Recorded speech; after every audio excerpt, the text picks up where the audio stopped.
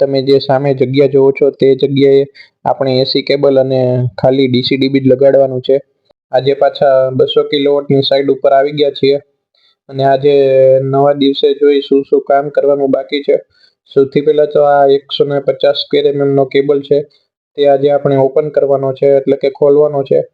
અને આ 150 સ્ક્વેર નો કેબલ જે આ 200 કિલોવોટની સાઈડ છે તેમાં 150 કિલોવોટનો જે અલગ શેડ છે ત્યાંથી આપણે જે આ તમે સામે જે જોવો છો તે 50 કિલોવોટનો શેડ છે ત્યાં સુધી લઈ જવાનો છે.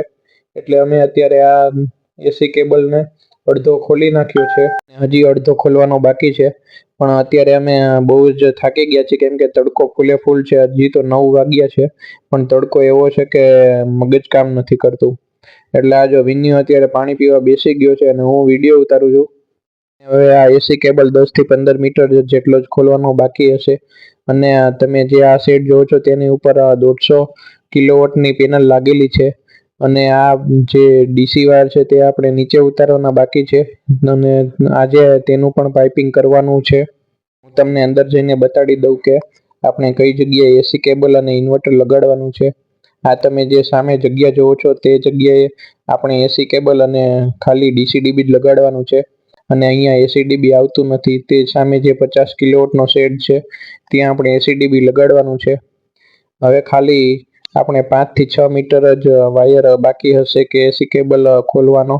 અને તમે જોઈ શકો છો કે અમે કઈ રીતે આ જે ટાયર ફેરવીએ છીએ તેની જેમ જ આ એસી કેબલને ખોલવો પડે છે, નહીં તો આટી ચડી જાય છે. અત્યારે મેં વિન્યાના હાથમાં મોબાઈલ પકડાવેલો છે, પણ વિન્યો કહેતો હતો કે મારો વિડીયો બનાવજો. એટલે આપણે હવે છે ને મોબાઈલ મારા હાથમાં લઈ અને એનો વિડીયો ઉતારી લઈ, કેમ કે એ કહેતો હતો કે મારો વિડીયો કેમ નથી બનાવતા. તો આપણે હવે એનો વિડીયો ઉતારી લઈએ. જો આ વિડીયો ગમતો હોય તો આ વિડીયોને લાઇક, શેર અને કમેન્ટ કરો, અને સાથે સાથે આવા જ બીજા વિડીયો જોવા માટે અમારી ચેનલને સબસ્ક્રાઇબ કરો. હવે વિન્યાએ એસી કેબલ ખોલી નાખ્યો છે. હવે વિન્યુ અહીંયા તમે જે દેખાય છે, મેં તમને પહેલાં દેખાડેલું હતું ત્યાં આપણે પાઇપ નાખી દીધો છે. અને આ બધા જ વાયર ડીસી વાયર છે. ટોટલ 38 વાયર છે. અને તમે જો આનો પહેલો પાર્ટ ન જોયો તો હું તમને આઈ બટન ઉપર આપી દઈશ. તમે પહેલાં તે પાર્ટ 1 જોતા આવો અને પછી આ બીજા દિવસનો વિડીયો તમે ચાલુ કરજો, તો જ તમને ખબર પડશે કે અમે ક્યાંથી શરૂ કર્યું હતું. જે આ બધા જ ડીસી વાયર દેખાય છે તે ડીસી વાયર આપણે ડીસી ડીબી સુધી લઈ જવા પડશે. અને ડીસી ડીબી અને ઇન્વર્ટર આપણે અંદરની સાઈડ મારવાનું છે, કેમ કે જો આપણે બહારની સાઈડ મારીએ તો તેમાં પાણી જવાની ખૂબ જ શક્યતા રહે છે. એટલે આપણે ઇન્વર્ટર અને ડીસી ડીબી અંદરની બાજુ મારવાનું છે. તેથી હું હવે તેમાં અત્યારે બેન્ડિયું નાખી રહ્યો છું. હવે આ બેન્ડ વાયર સુધી પહોંચી ગયા છે, એટલે કે પાઇપ સુધી પહોંચી ગયા છે. એટલે હું હવે વિન્યાના હાથમાં આ બેન્ડિયુંને આપી દઉં છું અને વિન્યો પાઇપમાં આ બેન્ડિયુંને ચડાવી દેશે. હવે તમે જોઈ શકો છો કે આ ભાઈ અત્યારે પાઇપમાં પકડ મારી રહ્યા છે, કેમ કે ઉપરથી પાઇપ નીકળી ગયો છે. એટલે તેમાં પકડ મારીએ તો જ અંદર સરખી રીતે બેસી જાય અને ફરીથી તે નીકળે નહીં.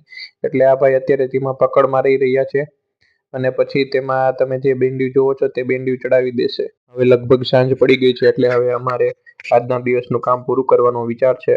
હું તમને બતાડી દઉં કે આ જે મેં એસી કેબલ ખોલ્યો હતો એ અહીંયા જે પાડી છે તેની ઉપર અમારે ચાપડા મારીને લગાડવાનો હતો. એ અમે ચાપડા મારીને લગાડી દીધો છે. અને બાકીનો વધારાનો કેબલ મેં અત્યારે અહીંયા રાખી દીધો છે, કેમ કે તે સામે જે તમને શેડ સફેદ કલરનો શેડ દેખાય છે તેની ઉપરથી લઈ જવાનો છે. અને અત્યારે અમે 2 જ માણસો છીએ, એટલે અમે આ વધારાનો કેબલ રાખી દીધો છે. હવે જ્યારે માણસો વધારે આવશે ત્યારે અમે આ કેબલને આ તમને જે સામે ગુણી દેખાય છે તે શેડમાં અંદર લઈ જવાનો છે. આ શેડમાં ટોટલ 50 કિલોવોટની પેનલ ઉપર લાગેલી છે. તેનું વાયરિંગ ડીસી વાયરિંગ પણ અમે કરી નાખ્યું છે. હું તમને અંદર લઈ જાઉં કે અમે ડીસી વાયરિંગ કઈ જગ્યાએ પહોંચાડેલું છે.